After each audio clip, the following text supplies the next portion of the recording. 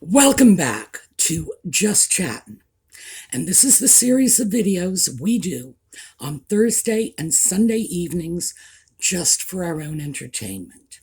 Now, I know a lot of you have gotten used to having a little bit of Audie time at the start of the videos, but Audie is over here sleeping on this chair right behind me, and either he will get up off his lazy butt and make an appearance, or we'll show an Audie video at the end of this video.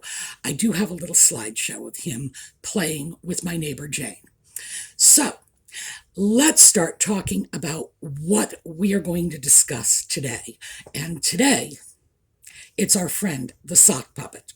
Yeah, it's all about you. He likes that. But in fact, the sock puppet has been in the news recently, and the two issues we're going to deal with, although they are nutmeg and ginger interviews, are more heavily ginger.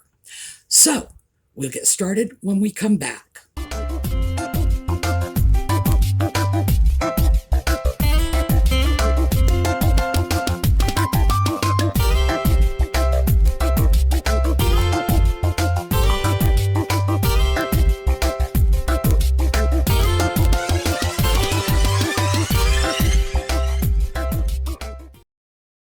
First, let me say that I am not the only person who thinks this one is a puppet. Niall Gardner, who is described as a royal correspondent, I'm not sure why he is described as a royal correspondent, but I did look him up, and he is apparently a very intelligent, very well-educated person. And he believes what we have here is a puppet. And he said so. So what do you think of that? You should be very proud of yourself that someone with that level of intelligence and education can even speak your name without spitting. So, yes, apparently I'm not the only one who's figured this out. But more to the point, we need to talk about let's see, I've written this phonetically because this is a name I'm not familiar with. Mandela. And I got that pronunciation, by the way, from someone who interviewed Ms. Mandela, used that pronunciation, and was not corrected. So I have to assume that is largely correct. Indaleka Mandela is the granddaughter of Nelson Mandela, and she has come out criticizing nutmeg and ginger, in particular ginger, for exploiting the legacy of her grandfather for their own profit. Now, this is indeed a very serious issue for a lot of reasons, and I thought we would take a few minutes and discuss that, because what Ms. Mandela said was that it is deeply upsetting and tedious. In other words, this is happening so often that the Mandela family is just becoming accustomed to it, that Nelson Mandela's words are being used by other people for their own benefit without any regard to Mandela, his legacy, his family, nothing. So keep in mind that Ms. Mandela has made it very clear that there has been no consent, no consideration, no discussion with the Mandela family on behalf of Nutmeg and Ginger using Nelson Mandela's name, the Mandela Foundation's name, etc., for the latest of their Netflix debacles. Additionally, because it should be bad enough that Nelson Mandela is being exploited, the people who provided the material for this new docu-series of theirs provided it years ago, and provided it, and this is in the words of Jacinda Ardern.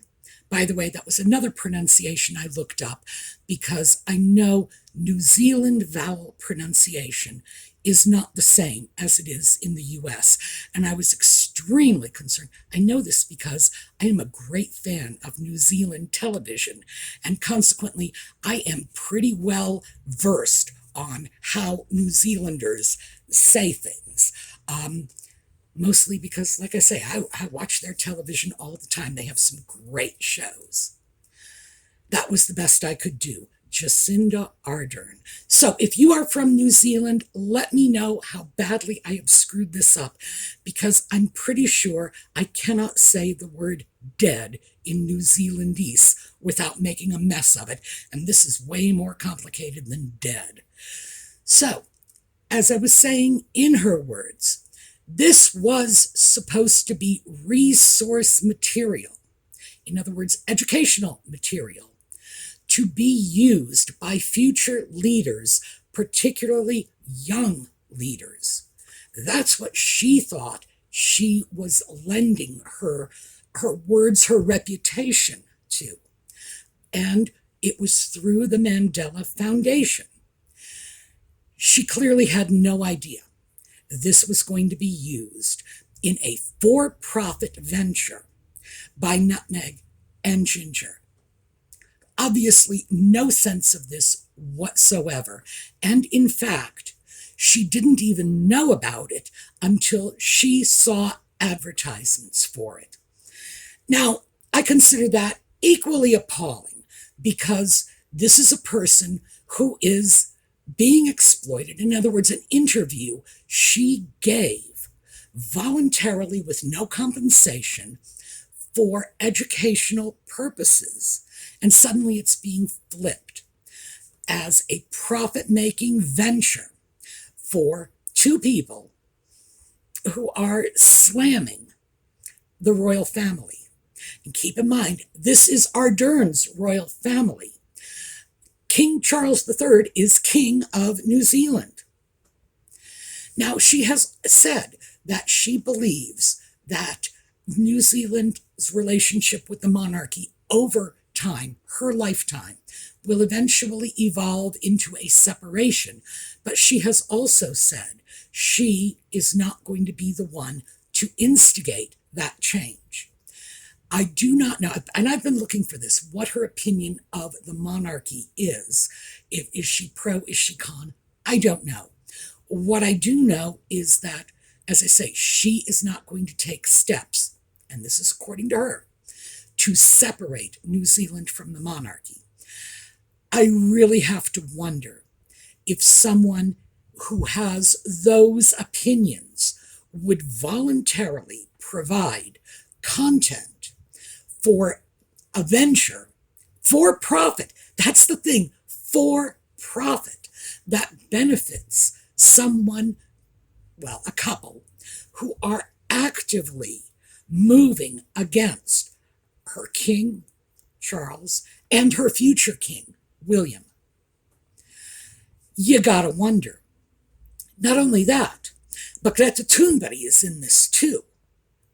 And no matter what you may think about little Greta, and believe me, I am not her biggest fan, or no matter what you may think about climate change, and whether it's science or pseudoscience, doesn't matter, I think we all know that the child is deeply committed to this cause.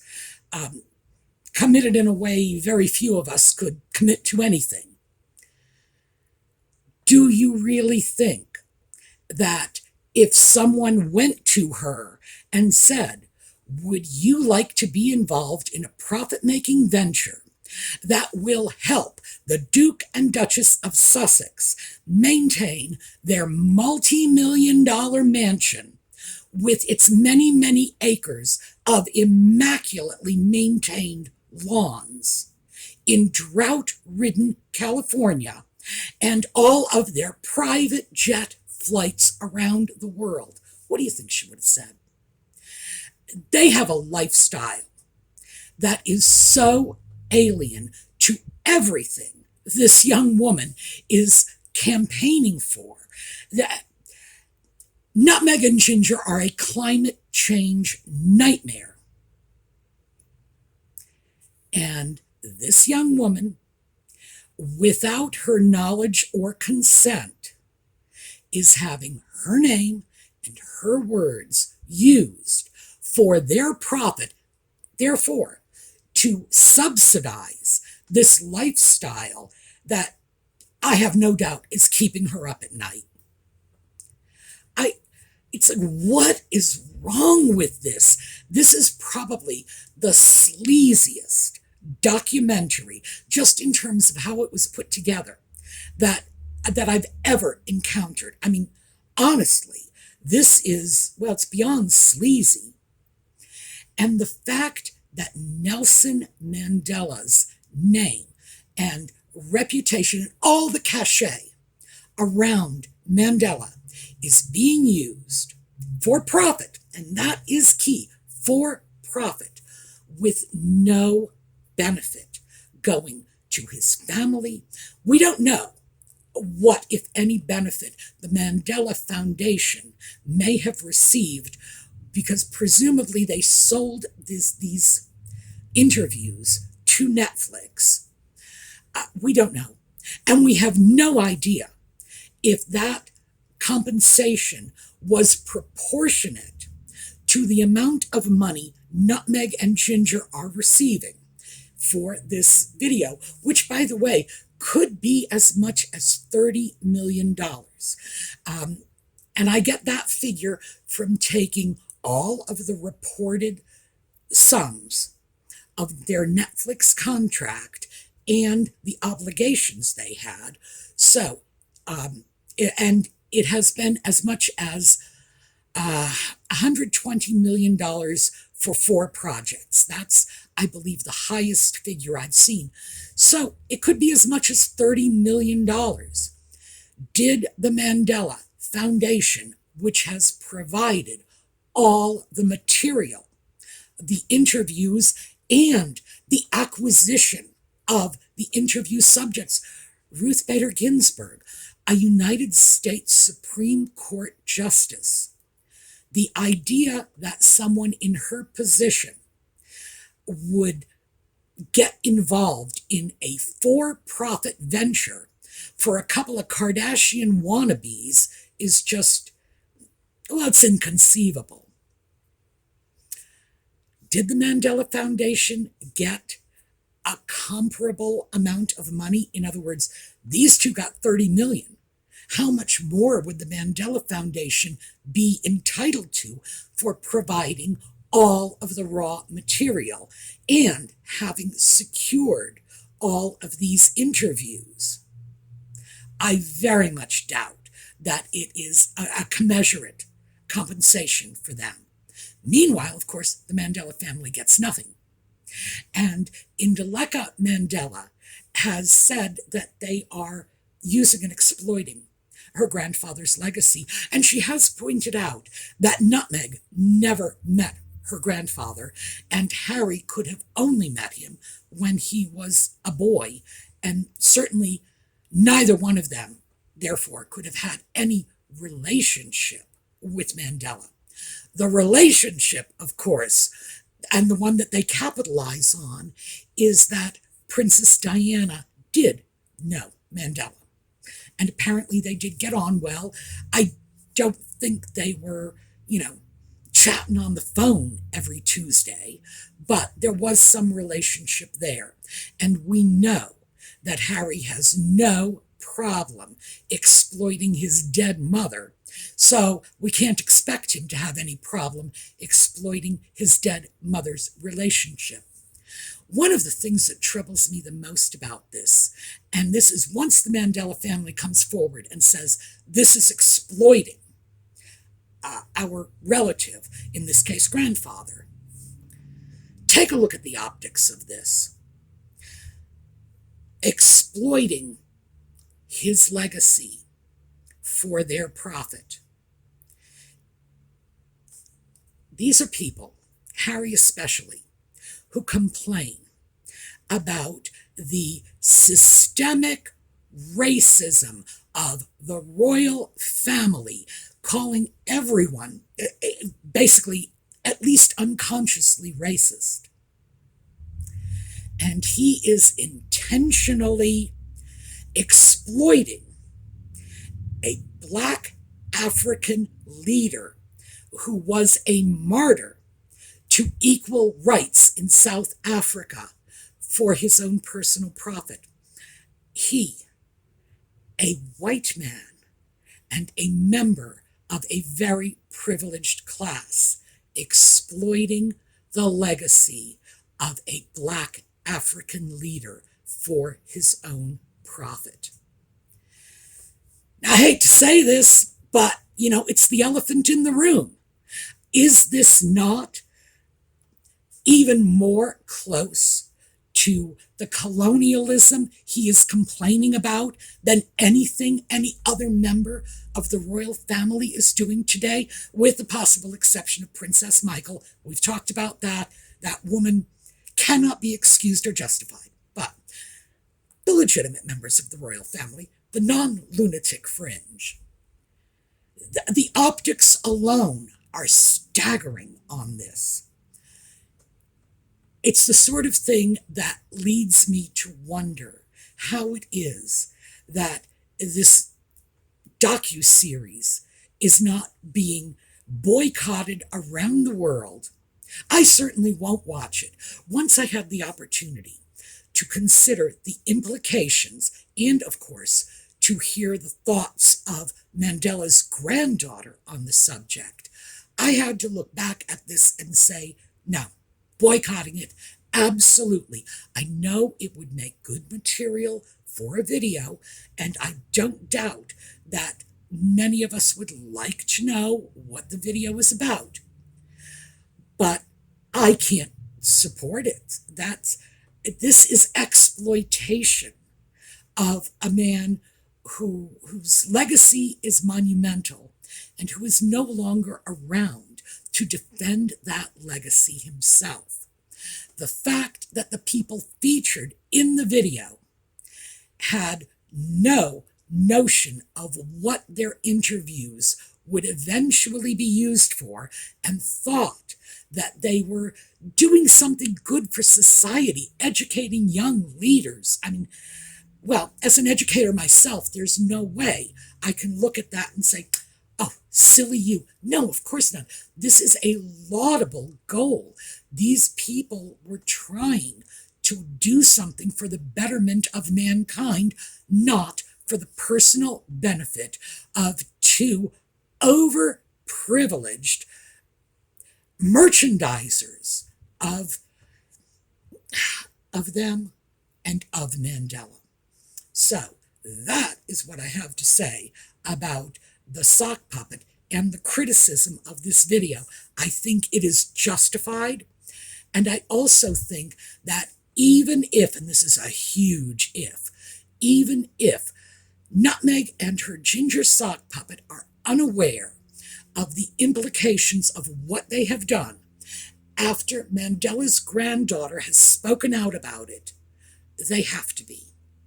And if they are insensitive to the optics, never mind anything else, the optics of a very privileged, very white British prince exploiting Nelson Mandela, a black man from Africa, for his own personal financial gain, who are they to be talking about anyone else? And this makes everything they have been saying about the racist British royal family so far beyond hypocritical that there's just no word for it. Hyper hypocritical, uber hypocritical. I'm going to make up a word because we don't have one. We just don't have a word for that level of blatant hypocrisy. Okay, rant over. Let's talk now about the book. So, The Ginger Sock Puppet has written a book. Well, he has dictated a book to a ghostwriter. You can tell right away from the leaks because they used the word imprecation. And you gotta know that the ginger sock puppet has probably never heard that word in his entire life. And if he did, has no idea what it means. So it's leaking.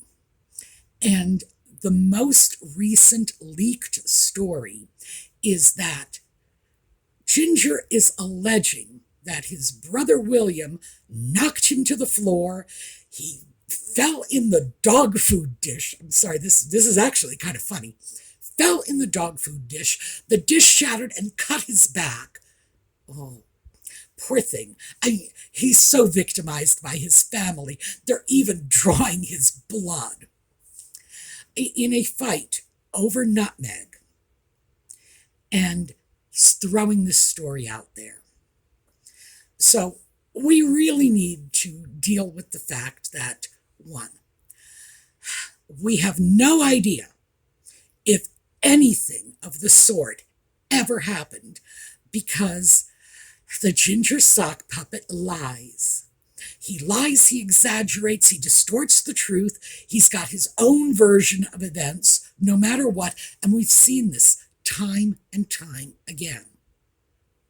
And even if there is some truth to it, we'll never know because William will not respond. He is attacking someone who cannot fight back. This is the Prince of Wales. He is not going to come out publicly and make a comment on this. That's all there is to it. So, is there any reason to believe that it happened? Well, the mere fact that the ginger sock puppet has said it happened is irrelevant. It's nothing because his word is no longer any good. We can't trust anything he says. He's been caught in too many lies. And is there any possibility that the only other person in the world who could refute it, and that is his brother William, is going to? No. No. Does Harry know this? Of course he does. He is attacking someone who cannot / will not fight back. I really don't think this speaks very well for him at all.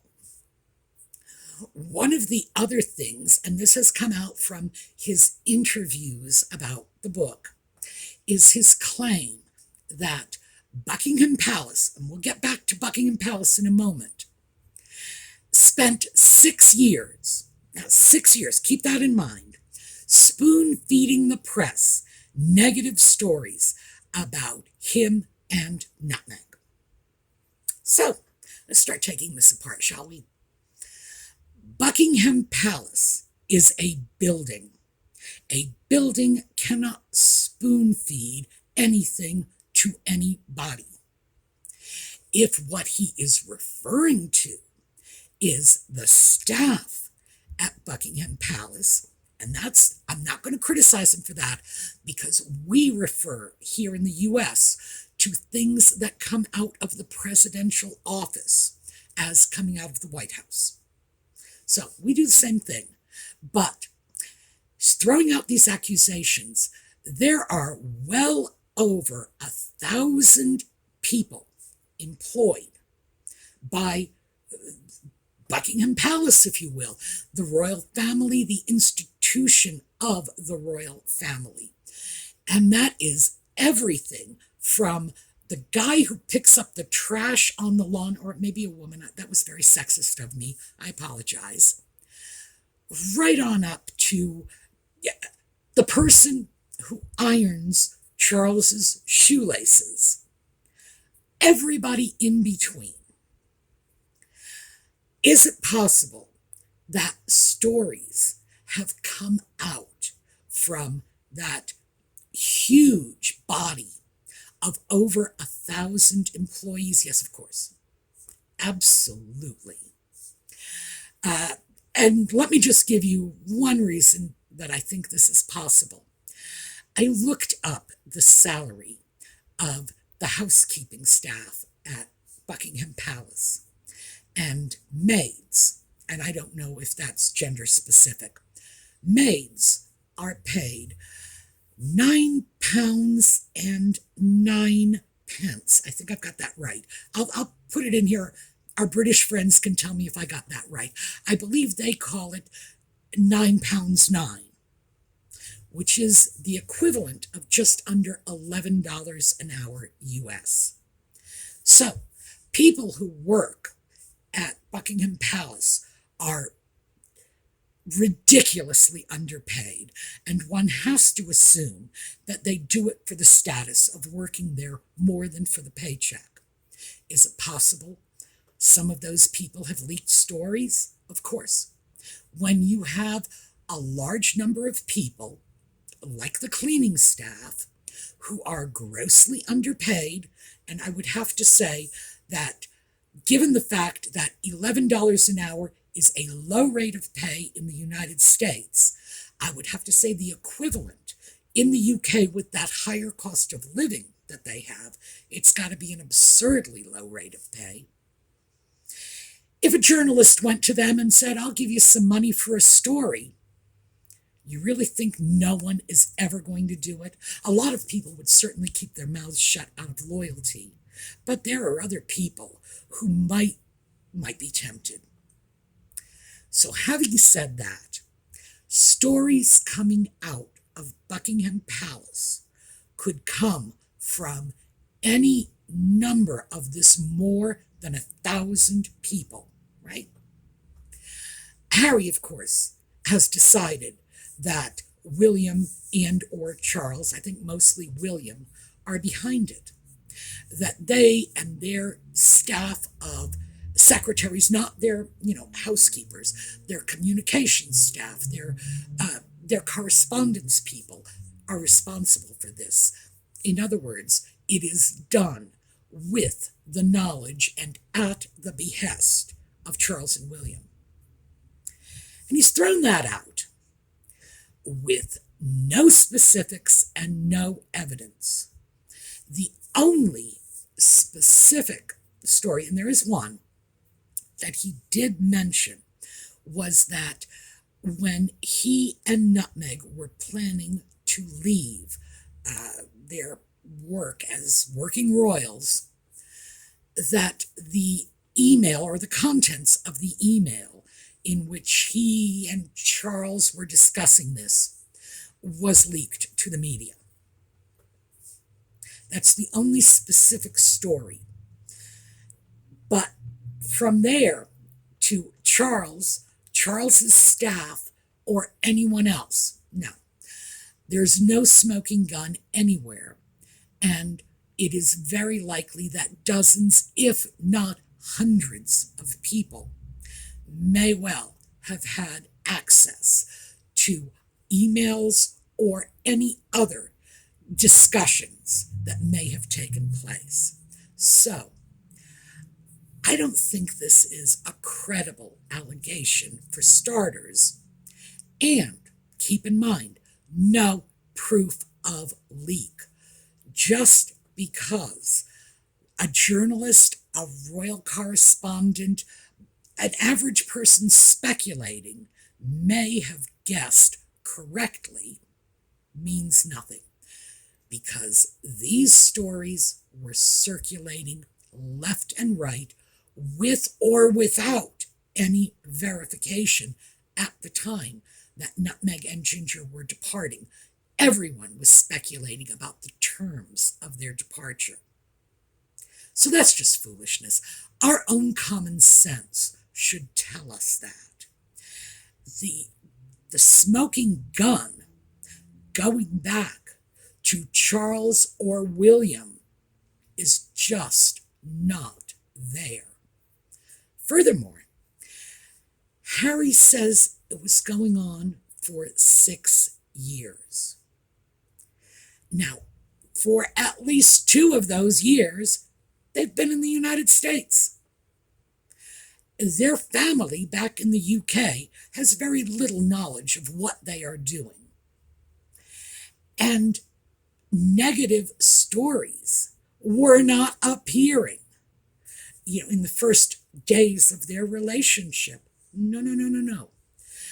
So what we have is something that is unsubstantiated, unlikely to have only one possible source, and contradicts the time frame. So that's it. We have one allegation that has any specific possibility even, and that one allegation can be pulled apart by a 6-year-old child. A stupid 6-year-old child, in fact. So this is what we have, and if this is a sampling of what is going to come out in Harry's book, I think, well, as I've said before, we should rejoice because he will be hoisted by his own petard. That's all there is to it. He will destroy whatever little is left of his credibility. And, well, if anything is left of his credibility. Now, the book's coming out in a few days. I have the audiobook pre-ordered. And interestingly enough, that actually does give me a bit of an advantage over people who are reading this, in print, because you can read an audiobook faster than you can read a print book. In fact, a speed reader, of course, could read faster, but a speed reader can't devote that unbroken time to reading the book. You can with an audiobook. You can go to the bathroom with your audiobook. You can do dishes with your audiobook. You can do laundry with your audiobook. You can deal with your stupid spoiled cat. Oh, by the way, just noticed, can you see? Let me move out of the way. See that? That's an ear. So Audie has been with us after all. You can deal with your cat and read an audiobook. So it does give me a bit of an advantage. I'm pleased by that. And when the book comes out, obviously I am going to read it, and I will let you know. But at this point, I would say what has come out suggests to me that this is just a bizarre joke. And the idea that these are the sock puppets' words is ludicrous. By the way, I understand he's actually done the narration for the book, which means I'm going to have to listen to him stumbling over words like imprecations, which should be entertaining. All right, that is what I have for you today. And since we didn't get any, well, it's right here. Can you see it right there? Since we didn't get anything but an Audie ear, I am going to do a little slideshow of Audie on our way out. So that's what I have for you today. Have a terrific day. I will see you over the weekend for the thrifting and project videos, and Sunday night for Just Chatting once again.